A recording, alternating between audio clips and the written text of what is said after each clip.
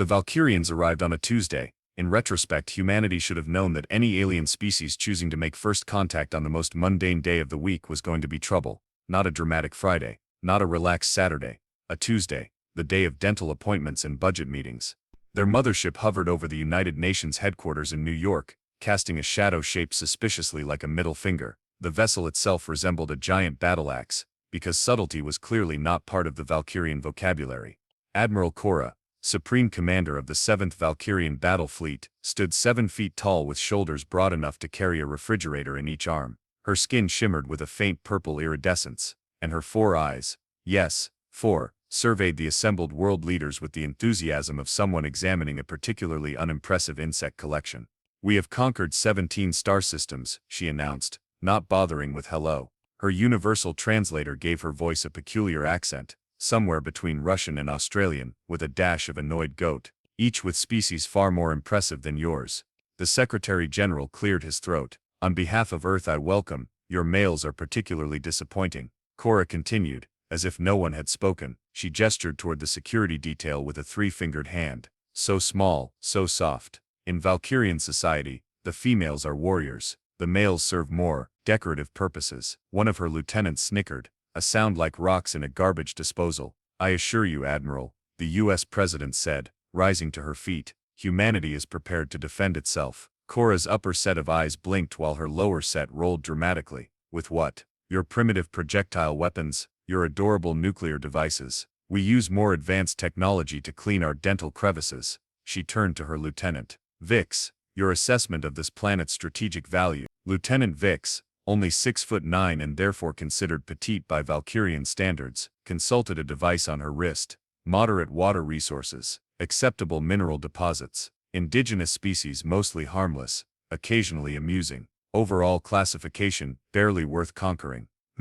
Kora nodded. "I was thinking of using this system for combat drills anyway. We'll start with the small continent at the bottom, the pointy one." "South America," whispered an aide. "Wait," the Chinese premier stood up. "Surely we can negotiate some kind of negotiate." Kora laughed, a sound like thunder with a head cold. "Your species hasn't even mastered faster than light travel. You still use fossil fuels. You watch reality television." She pronounced the last words as if describing a particularly disgusting bodily function. The room fell silent. Outside, New Yorkers were taking selfies with the spaceship, because if the world was ending, it needed to be properly documented on social media. "However," Kora continued, tapping a talon-like nail against her chin, "we Valkyrians do enjoy a good spectacle, and our battle regulations require us to offer subjugated species one chance to prove their worth." A predatory smile revealed teeth that looked designed for opening cans. "Perhaps we should make this sporting." The world leaders exchanged nervous glances. When an alien warlord suggests making something sporting, it's rarely good news for the home team. Little did they know that in a janitor's closet 3 floors below, a man named Dave Murphy was about to accidentally spill coffee on the electrical panel that controlled the air conditioning for the entire building, setting in motion a chain of events that would change the fate of humanity forever. The United Nations Assembly Hall had transformed overnight from a chamber of diplomacy to what could only be described as the world's most uncomfortable game show set. The Valkyrians had installed floating orbs that projected their race's battle history, mostly scenes of them crushing various alien species with disturbing efficiency, while a soundtrack of what sounded like industrial metal played by angry cats blared from unseen speakers. Admiral Kora paced the stage that had been hastily constructed. The wood creaked under each footfall of her massive armored boots. "The terms are simple," she announced, her 4 eyes scanning the crowd. "One champion from your species against one of ours. Combat to submission, not death. We're conquerors, not barbarians." She paused. "Usually. And if we win?" asked the Indian Prime Minister. "If your champion wins," Kora said, emphasizing the if with the subtlety of a sledgehammer, "the Valkyrian fleet will leave your solar system and mark it as protected." She looked physically pained by the word. "And if we lose?" the German Chancellor asked, though everyone already knew the answer. "Then we begin resource extraction immediately. Starting with your oceans. We find your dolphins particularly amusing. They might make good pets." The world leaders huddled together, whispering frantically. The Russian president suggested his top special forces operative. The Brazilian president countered with their mixed martial arts champion. The Japanese Prime Minister quietly mentioned something about a sumo wrestler who once lifted a small car. Meanwhile, 3 floors below, Dave Murphy was having a very bad day. Stupid mop, he muttered, wringing out the gray water into a bucket. Stupid job, stupid aliens. He'd been working double shifts since the Valkyrians arrived. Apparently world leaders stress-eat a lot during potential apocalypse scenarios, and someone had to clean up all those takeout containers. Dave was 37, with the build of someone who regularly lifted moderately heavy objects but also regularly lifted donuts to his mouth. His brown hair was retreating from his forehead like it had somewhere better to be, and his face had all the distinction of a man who would be described in a witness statement as, "I think he was wearing a blue shirt." The janitor's closet door burst open, making Dave jump and splash dirty mop water onto his pants. "Perfect," he sighed.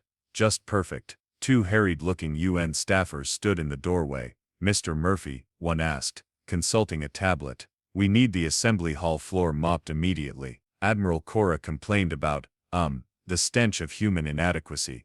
Dave snorted. "Have they tried air freshener? Or maybe sending those purple Amazons back to whatever bodybuilding planet they came from?" The staffers exchanged glances. "Look," Dave continued, unaware that his rant was being broadcast through the still-open intercom system that someone had forgotten to switch off after the morning announcements. "I've seen the footage. These Valkyrians are all muscle and ego. My ex-wife was the same way. All I can bench press more than you, Dave, and why don't you ever win any trophies, Dave?" Upstairs, the entire assembly had fallen silent, listening to the janitor's voice echo through the hall.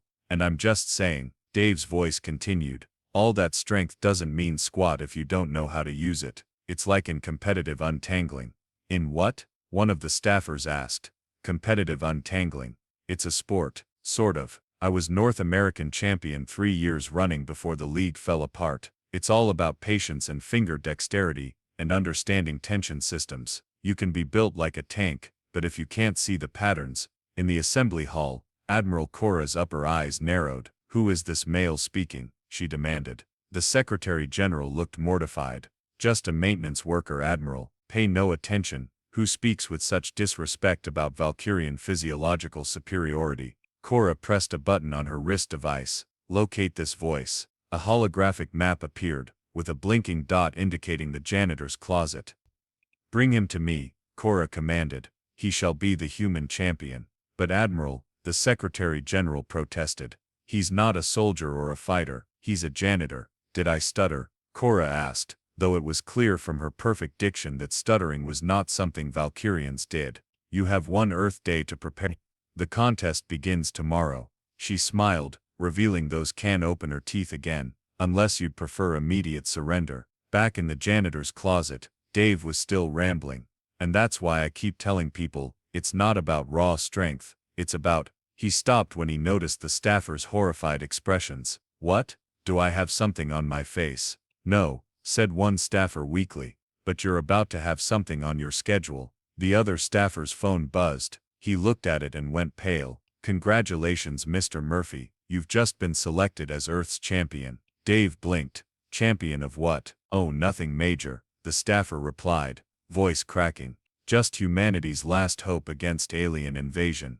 Dave's mop clattered to the floor. "I knew I should have called in sick today. This is a mistake," Dave said for approximately the 47th time in the past hour. He sat in what had once been a conference room but was now hastily converted into champion headquarters, complete with motivational posters showing eagles and the words, "Humanity believes in you," printed in a font that screamed desperation.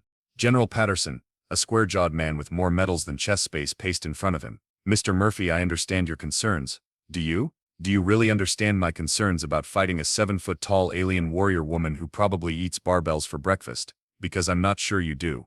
The general sighed.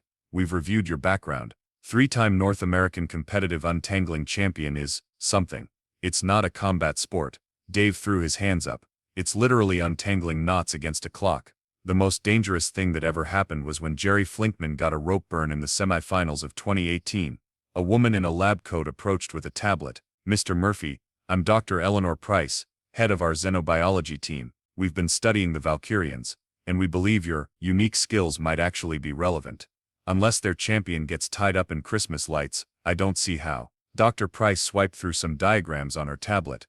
Valkyrian physiology includes dense musculature that gives them tremendous strength, but limited flexibility. Their neural pathways prioritize force over finesse. In short, they're the hammers of the galaxy, and everything looks like a nail to them. Dave shook his head.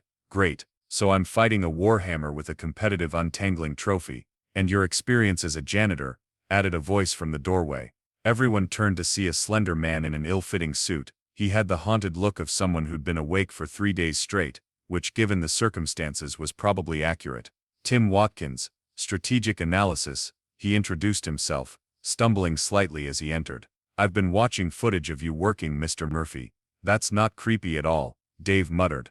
You've developed efficient movement patterns, Tim continued, ignoring the comment. Minimal energy expenditure. Economy of motion. You clean a floor in half the time it takes other maintenance staff. Dave shrugged. It's just about finding the right pattern, like untangling. See the system. Find the path of least resistance. General Patterson clapped his hands. That's what we need. Valkyrians are used to head-on confrontation. But you? You think differently. Yeah, I think I'm going to die, Dave said flatly. Dr. Price sat down next to him. Let me tell you about Commander Zendra, the Valkyrian champion. A holographic image appeared in the center of the room, a fierce-looking Valkyrian female with a scar across one of her 4 eyes and arms that looked like they could crush bowling balls. Commander Zendra has won 67 combat challenges across 12 star systems, Dr. Price explained. She's known as the Inevitable because her victories are considered, well, inevitable. Super encouraging, thanks, Dave said, slumping further in his chair. But Dr. Price continued. She's never faced a human, and certainly never faced someone with your particular skill set. Dave looked around the room at the expectant faces of military officers, scientists, and government officials. Why not just pick someone else? There are actual fighters on this planet, you know. General Patterson cleared his throat. Admiral Cora specifically demanded you after hearing your comments. Apparently, in Valkyrian culture, speaking disrespectfully about their physical prowess constitutes a formal challenge. Of course it does, Dave sighed. So basically, I trash-talked our planet into jeopardy. More or less, the general admitted. Dave stood up and walked to the window. Outside, people were gathering in Central Park, holding candlelight vigils and signs that read, Go Dave and Murphy's Law, Aliens Lou. Someone had even made t-shirts with his hastily photoshopped face on them. Can I at least know what I'm fighting for? Dave asked quietly. Besides, you know the obvious fate of humanity stuff. Tim stepped forward. We've been doing background research on you, Mr. Murphy, again with the creepy surveillance. Your ex-wife and son live in Boston, Tim continued. Jack's 10 now, right? Little league player, you drive 3 hours every other weekend to see his games. Dave's face softened. Yeah, he's got a mean fastball, and your mother in the nursing home in Chicago. The staff says you call her every night, even though she sometimes doesn't remember who you are. Dave turned away, blinking rapidly. You're not just fighting for humanity, Mr. Murphy, General Patterson said. You're fighting for Jack's little league games, for your mother's good days, for every ordinary person who just wants to live their ordinary life. A long silence filled the room. Finally, Dave turned back, his face resolved. Fine, but I have conditions. He held up one finger. First, if when I get my ass kicked, you evacuate my family first. Another finger. Second, I want a lifetime supply of those fancy donuts from the cafeteria. A third finger. And third, someone needs to feed my goldfish while I'm doing this stupid thing. General Patterson nodded solemnly. Done, done, and done. Your goldfish is already being relocated to a secure facility. Dave blinked. That's thorough, Mr. Murphy, Dr. Price said, standing up. We have less than 24 hours to prepare you. Shall we begin? Dave took one last look at the people holding vigil outside, then at the hologram of the terrifying alien he was supposed to fight. Well, he said with a resigned shrug, I already cleaned the toilets today, so I guess this is the second worst thing I'll do. The next 18 hours were a blur of activity that Dave would later describe as what happens when panic meets bureaucracy, and they have a baby named Chaos. In a repurposed gymnasium at the UN building, Dave stood in sweatpants and a t-shirt that read Earth's Champion. Someone in PR had gotten very busy overnight. Around him, a team of specialists argued about the best way to prepare a janitor with untangling skills to face an alien warrior. He should focus on evasive maneuvers, insisted a wiry man who'd been introduced as formerly with certain government agencies that don't officially exist. No psychological warfare is our only shot, countered a behavioral scientist. If he can get in her head has 4 eyes and could probably bite through steel, Dave pointed out. I don't think mind games are the way to go here. Master Sergeant Hicks, a combat instructor with arms like tree trunks, approached Dave with a serious expression. Show me your fighting stance. Dave awkwardly raised his fists in what he assumed was a boxing position. Hicks stared at him. That's not great. I told you, I'm not a fighter, Dave replied. The most violent thing I've done this year is unclog the toilet on the 3rd floor after Taco Tuesday. Speaking of which, Dr. Price interjected, approaching with a holographic display. We've been analyzing your work patterns. The way you clean efficiently. Can you explain your process? Dave scratched his head. I mean, it's just flow. I look at a mess and see the fastest way to clear it. Move once instead of twice. Use momentum. Don't fight against the system. Work with it. The room fell silent as everyone stared at him. What? Dave asked. It's just janitor common sense. General Patterson stepped forward. No, Mr. Murphy, it might be exactly what we need. Master Sergeant, stop trying to make him a fighter. Dr. Price, focus on how his existing skills translate to combat. I still don't see how untangling knots helps me not get pulverized, Dave muttered. Tim Watkins rushed in with a tablet. I have the specs on the combat arena. The Valkyrians have constructed it on the Great Lawn in Central Park. He showed them a holographic model. It's circular, 60 feet in diameter with various obstacles. Dave leaned in. What kind of obstacles? Sipers with the. What kind of obstacles? Terrain variations, barriers. Some kind of pools filled with, well, we're not entirely sure what it is, but our scientists advise not falling in. A communications officer burst into the room. We have an incoming transmission from the Valkyrian mothership. Admiral Cora wants to speak with the untangling human. All eyes turned to Dave, who sighed. Fine, put her on. Not like this can get any weirder. The large screen on the wall flickered to life, revealing Admiral Cora's imposing face. Her 4 eyes narrowed when she saw Dave. So she said, her voice booming, you are the one who questioned Valkyrian superiority. I mean, technically I was just complaining about my ex-wife, but sure, let's go with that. Dave gave a half-hearted wave. Hi. One of Cora's upper eyes twitched. Your casualness is either profound bravery or profound stupidity. Commander Zendra is eager to determine which. The camera panned to show Commander Zendra in what appeared to be a training room. She was lifting what looked like the engine block of a small aircraft with one hand while punching through what might have been titanium sheets with the other. Oh, that's just showing off, Dave muttered. What was that, Earth champion? Cora demanded. Dave cleared his throat. I said that's very impressive. Zendra turned to the camera, her 4 eyes fixing on Dave. When she spoke, her voice was surprisingly melodic, though no less intimidating. I look forward to our contest, Dave Murphy of Earth. I will display your spine in my trophy collection. Bold of you to assume I have a spine, Dave replied before he could stop himself. A strange sound came from the screen. It took everyone a moment to realize that Zendra was laughing.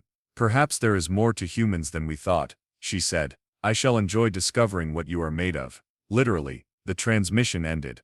Well, she seems nice, Dave said weakly. The next several hours were a flurry of preparation. Dave was put through a crash course in Valkyrian physiology, shown videos of their previous combat challenges, and subjected to various physical tests that mainly confirmed what everyone already knew. By Valkyrian standards, he was about as threatening as a sleepy hamster. The good news, Dr. Price explained as they reviewed data, is that Valkyrians have certain blind spots, both literal and figurative. Their 4 eyes give them tremendous frontal vision but poor peripheral awareness, and they tend to dismiss anything they consider beneath their notice. Like 5'10" janitors? Dave asked. Exactly. They're also methodical, almost ritualistic in combat. They follow predictable patterns. Dave perked up. Patterns. That I understand. As the training continued, something unexpected began to happen. Dave started to apply his untangling principles to combat scenarios. In simulations, he didn't try to outfight the Valkyrian models. He simply disrupted their patterns, created confusion, used their momentum against them. It's like when you have a really bad knot, he explained to the increasingly intrigued military advisors. If you pull harder, it just gets tighter. You have to work with the tension, redirect it. By hour 15, Dave was demonstrating surprising agility, ducking under swinging training drones and finding the exact right moment to trip them up or redirect their force. He's not winning with strength, Master Sergeant Hicks observed with growing respect. He's winning with timing. At hour 22, a commotion outside drew everyone's attention. Dave went to the window and was stunned to see thousands of people gathered, holding signs, chanting his name. News vans lined the streets. Someone had even created a giant papier-mâché figure of him holding what appeared to be a mop like a spear. Great, Dave muttered. No pressure. General Patterson joined him at the window. The entire world is watching Mr. Murphy. Every television channel, every streaming service, people are hosting Save Earth parties. Have they considered that they might be watch Earth's champion get squashed parties? The general placed a hand on Dave's shoulder. In my 30 years of military service, I've learned that sometimes the most effective weapon isn't the biggest or the strongest, it's the one the enemy doesn't see coming. He looked Dave in the eye. You're our secret weapon, Murphy. Not because you're a fighter, but precisely because you're not. Dave took a deep breath. Well, if I'm going to make a fool of myself in front of the entire planet and several alien civilizations, I'd better get some rest. As he was led to a private room to sleep for his remaining few hours, Tim Watkins handed him a small object, a tangled mess of ropes and wires. What's this? Dave asked. The most complex knot our team could devise, Tim replied. Thought you might want to warm up. Dave took the knot and smiled for the first time in 24 hours. Thanks. This actually helps. As the door closed behind him, Dave sat on the bed and let his fingers work through the familiar patterns of the knot, finding the hidden structure, the path through the chaos. With each loop untangled, his mind grew calmer. Tomorrow he would face Commander Zendra. Tomorrow the fate of humanity would rest on his shoulders. But tonight, there was just the knot, the pattern, and the solution waiting to be found. Central Park had been transformed overnight. What was once the Great Lawn was now a circular arena, surrounded by tiered seating that had materialized from the Valkyrian ships. Humans and Valkyrians sat in uneasy segregation, like the world's most tense sporting event. Dave stood at the entrance to the arena, dressed in what the UN's hastily assembled champion support team had decided was appropriate battle attire, moisture-wicking athletic wear, lightweight protective padding, and at Dave's insistence, his lucky janitor's utility belt. The belt stays, he had argued. If I'm going to die, I'm dying with my belt. Dr. Price was giving him last-minute advice. Remember, Valkyrians telegraph their major attacks. They consider it dishonorable not to. Look for the shift and wait to their back foot before they charge. Great. Dave nodded. So I'll know exactly when I'm about to be flattened. General Patterson adjusted Dave's shoulder padding. Just stay alive as long as possible. Our diplomats are still working on alternative solutions. That's comforting, Dave said dryly. Any other tips? Should I curl into a ball to protect my vital organs, or just accept my fate? Tim Watkins handed him a small earpiece. We'll be monitoring from the command center.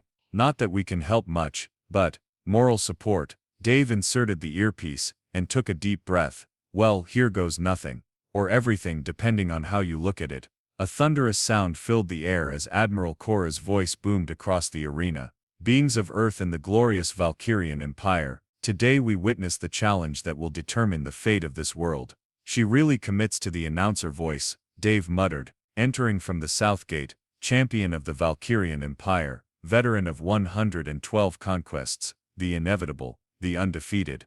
Commander Zendra. The ground literally trembled as Zendra entered the arena. She stood 7.5 feet tall, her purple skin gleaming in the sunlight. She wore minimal armor, mostly symbolic, as if to say she didn't need protection, and carried no weapons. Her biceps alone looked like they could crush bowling balls, and her face bore the confident smile of someone who had never known defeat. The Valkyrians in the audience stomped their feet in unison, creating a rhythmic thunder. And from the north gate, Cora continued, her voice dripping with barely concealed amusement, champion of Earth, the untangler, Dave Murphy. Dave walked out to significantly less enthusiastic applause, though he could hear isolated pockets of humans cheering wildly. Someone was waving a bedsheet with Dave the Brave painted on it.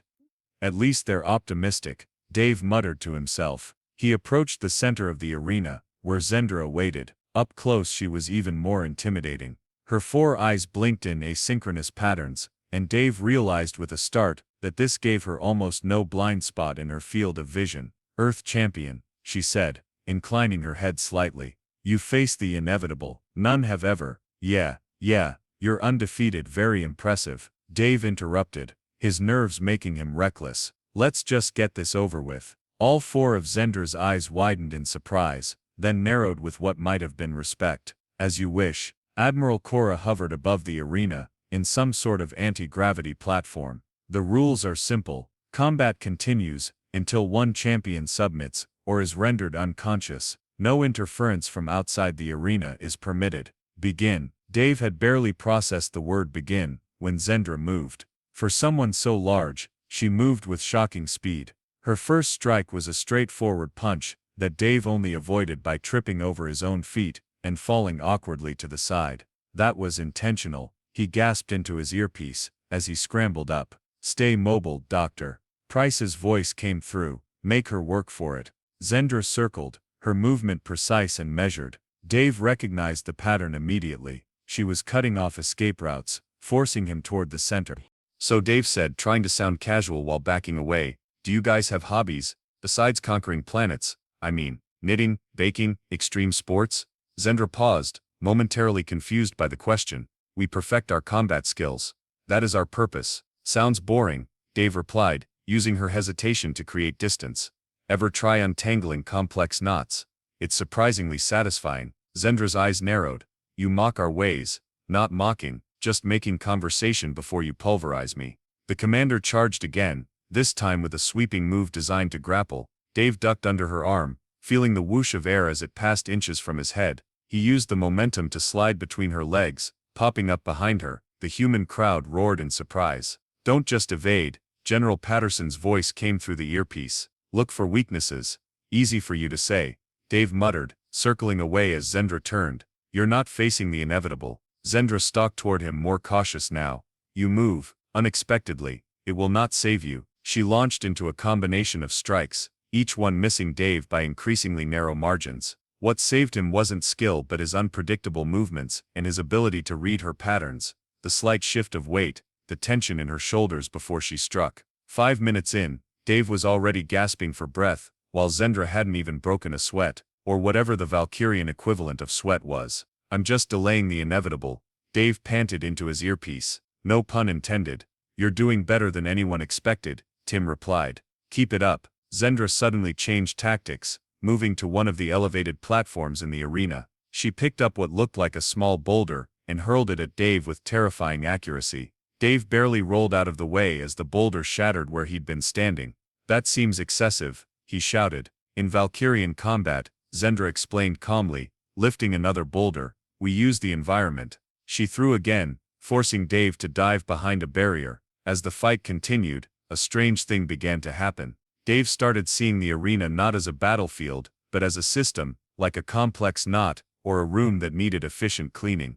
Zendra's movements, while powerful, followed distinct patterns. The arena itself had pathways and obstacles that created natural flows of movement. 10 minutes in, Dave was bloody, bruised, and exhausted, but still conscious. The human crowd was going wild, while the Valkyrians watched in increasing confusion. Why don't you attack? Zendra demanded during a brief pause, genuinely puzzled. You only flee. Dave, leaning against a barrier, and trying to catch his breath, shrugged. Not really my style. I'm more of a live to see tomorrow kind of guy. There is no honor in mere survival, Zendra said, advancing again. Maybe not, Dave replied, but there's certainly practicality. Something changed in Zendra's approach. She became more aggressive, her attacks less measured, more forceful. Dave realized she was getting frustrated, and that frustration was disrupting her patterns. She's off balance, Dr. Price's voice came through. You're in her head. Dave remembered something from his competitive untangling days. The final round of the 2017 championship, a seemingly impossible knot. The key hadn't been to pull or force, but to find the single strand that, when manipulated correctly, caused the entire system to unravel. As Zendra charged again, Dave didn't dodge. Instead, he stepped directly into her path, then dropped to the ground at the last second, using his utility belt to snag her ankle. The momentum did the rest. The mighty Valkyrian warrior went flying, tumbling across the arena in an ungraceful heap. The stadium fell into shocked silence. Zendra rose slowly, all four eyes blinking in astonishment. For the first time in her combat career, she had been taken down, not by superior strength or skill, but by what appeared to be a janitor's trick. That, she said, her voice dangerously quiet, was unexpected. Story of my life, Dave replied, already backing away. What followed was the most unorthodox combat the Valkyrians had ever witnessed. Dave didn't try to match Zendra's strength or skill. Instead, he turned the arena into his ally, using obstacles to disrupt her charges, creating tripping hazards with debris, and once even managing to tangle her briefly in a mesh barrier. Each small success earned gasps from the crowd. Dave was fighting like no human or alien they had ever seen, not with honor or skill or strength, but with Janitor's ingenuity and an untangler's understanding of how systems work. 20 minutes in, Dave was on his last legs. His right eye was swollen, he limped from a blow to his thigh, and he was pretty sure at least 2 ribs were cracked. But Zendra was showing signs of fatigue too, and more importantly, frustration. Stay on your feet, General Patterson urged, through the earpiece. You've already lasted longer than anyone thought possible. Dave backed away as Zendra approached, her patience clearly at an end. Enough games, she growled. This ends now. She charged with full force, all pretense of technique abandoned. It was raw power aimed directly at Dave. In that moment, time seemed to slow. Dave saw the pattern, saw the imbalance in her charge, the overcommitment to forward momentum. As she reached him, Dave didn't try to escape. Instead, he stepped slightly to the side, stuck out his foot at precisely the right angle, and gently, almost delicately, guided her trajectory with his hand on her back as she passed. Physics did the rest. Zendra's momentum carried her forward, her foot caught on Dave's carefully placed leg, and she went sailing into one of the pools that Tim had warned about, the ones filled with an unidentified substance. The substance, it turned out, was a thick adhesive gel used in Valkyrian training to teach warriors the consequences of missteps. Zendra found herself stuck, thrashing against a substance designed specifically to counter brute force. The more she fought, the more firmly it held her. The arena fell completely silent. Dave stood alone in the center, swaying slightly, barely able to believe what had just happened. Admiral Korra's voice, when it finally came, was so quiet the sound system barely picked it up. The Valkyrian champion is incapacitated. Dave raised a bloody, trembling hand in acknowledgement, then promptly collapsed in exhaustion as the human section of the crowd erupted in deafening cheers. Dave awoke in what appeared to be a hospital room, though the lighting had an odd purple tint. His body felt like it had been used as a speed bump for a tank parade. When he tried to move, every muscle protested with impressive creativity. "He's awake," said a familiar voice, Dr. Price. Several faces came into view, General Patterson, Tim Watkins, and surprisingly, Admiral Korra herself, her 4 eyes studying him with what might have been curiosity. "Did I die?" Dave croaked. "Is this alien heaven? Because it looks a lot like a hospital room, with weird lighting." General Patterson smiled. "You're alive, Murphy, and still on Earth. This is the Valkyrian Medical Bay. They insisted on treating you themselves. Said something about honoring a worthy opponent." Dave blinked. "I won. That wasn't just some pain-induced hallucination. You won," Tim confirmed, barely containing his excitement. "It's all anyone's talking about. Dave the Janitor's is trending worldwide. There are memes, so many memes." "Wonderful," Dave muttered. "Just what I always wanted." Admiral Korra stepped forward. Up close, without the dramatic lighting of formal announcements, she looked less like a conqueror, and more like a very tall purple military officer with too much on her plate.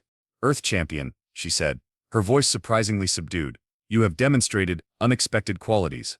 "Thanks," Dave replied. "Sorry about the whole making your undefeated warrior get stuck in goo thing." To everyone's surprise, a sound like distant thunder emerged from Admiral Korra. She was laughing. "In 9,000 years of conquest, no species has ever defeated a Valkyrian champion using, what did you call it?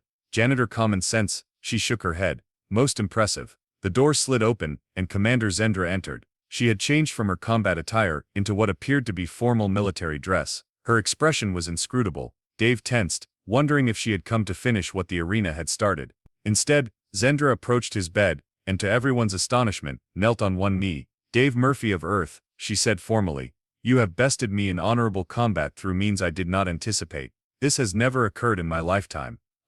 No hard feelings," Dave offered weakly. "Accordance to our customs," Zendra continued. When a Valkyrian warrior is defeated in the Challenge of Worlds, the victor is accorded great honor. She paused dramatically, and offered the position of life mate to the defeated. The room went utterly silent. Dave's mouth opened and closed several times before he managed. "I'm sorry, what now?" General Patterson cleared his throat. We're just briefed on this particular cultural detail. Apparently in Valkyrian society, demonstrating superior strategic thinking is considered extremely attractive. You showed wisdom beyond strength, Zendra explained, rising to her full height. This is rare and valued among my people. So let me get this straight, Dave said slowly. Because I won, I not only saved Earth from invasion, but I'm now engaged to you. If you accept, Zendra clarified, it would be a great honor. Our offspring would combine your cunning with Valkyrian strength. Dave shot a panicked look at Dr. Price, who was clearly trying not to laugh. I'm very flattered, Dave managed. But there might be some biological compatibility issues. Also, I have joint custody of my son on weekends, and I'm not sure how interplanetary visitation rights work. Admiral Cora intervened. The offer is ceremonial as much as literal, Earth champion. What Commander Zendra proposes is an alliance. You would serve as Earth's representative to the Valkyrian Empire. A cultural ambassador of sorts. Oh, Dave said, relief evident in his voice. An ambassador, that sounds less complicated. Although, Zendra added with what might have been a wink, it was hard to tell with 4 eyes, the life-mate offer remains open should you reconsider. In the days that followed, Earth celebrated its unlikely salvation. Dave Murphy became a global icon. The janitor who saved the world. Offers poured in for book deals, movie rights, and endorsements for cleaning products. His ex-wife called to ask if their son could bring him for show and tell. 1 week after the contest, Dave stood on the observation deck of the Valkyrian mothership, looking down at Earth. He wore a formal uniform, half human diplomatic attire, half Valkyrian ceremonial garb, that had been specially designed for his new role. It's beautiful from up here, he said to Zendra, who stood beside him. You can't see any of the messes that need cleaning. Yet you recognize the patterns, she replied. Even in chaos, you saw the system. This is why you prevailed. Dave smiled. Or I just got lucky. There is no such thing as luck, Admiral Cora said, joining them. Only preparation meeting opportunity. She handed Dave a small device. This translator will help you during your diplomatic tour of our core worlds. The High Council is eager to meet the human who understands systems so well. Still can't believe you're not conquering us, Dave said. Cora's upper eyes narrowed while her lower eyes displayed amusement. The Valkyrian Empire does not merely conquer. Earth champion, we incorporate strength wherever we find it. Your species has demonstrated unique perspectives that could benefit our collective. So instead of slaves, we're now the quirky creative consultants of the galaxy. An inelegant but not inaccurate assessment, Cora conceded. Zendra placed a massive hand on Dave's shoulder. You will teach our warriors to think differently, and perhaps we will teach your people to stand taller. Speaking of teaching, Dave said, there's something I've been meaning to ask. Before I go on this diplomatic tour, could you show me how to untangle a Valkyrian battle knot? I hear they're the most complex in 12 star systems. Both Valkyrians stared at him in surprise. You wish to learn our ceremonial knotwork? Zendra asked. Professional curiosity, Dave shrugged. Plus I need to defend my title. North American competitive untangling champion doesn't sound as impressive now that we're part of an interstellar community. For the second time, Admiral Cora laughed. Very well, Earth champion. We shall exchange knowledge. She looked out at the stars. Perhaps this is the beginning of a most unexpected alliance. You know what they say, Dave replied, watching as his home planet rotated peacefully below. One man's janitor is another alien's diplomat.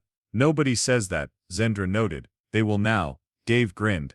They will now. As the mothership prepared to depart for the Valkyrian homeworld, with Earth's unlikely ambassador aboard, news channels worldwide reported on humanity's new status in the galaxy. Political analysts debated the implications, scientists celebrated the technological exchange programs already being established, and late-night comedians had a field day with jokes about mops and alien dating. In a small apartment in Boston, a 10-year-old boy named Jack proudly told his classmates that his dad was teaching aliens how to untangle knots in space. Nobody believed him until the first Valkyrian cultural exchange students arrived at his school the following month, each one carrying ceremonial untangling cords, and speaking of Murphy's method with reverent tones. And somewhere in the vast expanse between star systems, Dave Murphy, janitor, untangling, and now interstellar diplomat, was explaining to a group of fascinated Valkyrian warriors that sometimes the best way to solve a problem wasn't to hit it harder, but to step back, see the pattern, and find the single thread that, when pulled just right, made everything come together.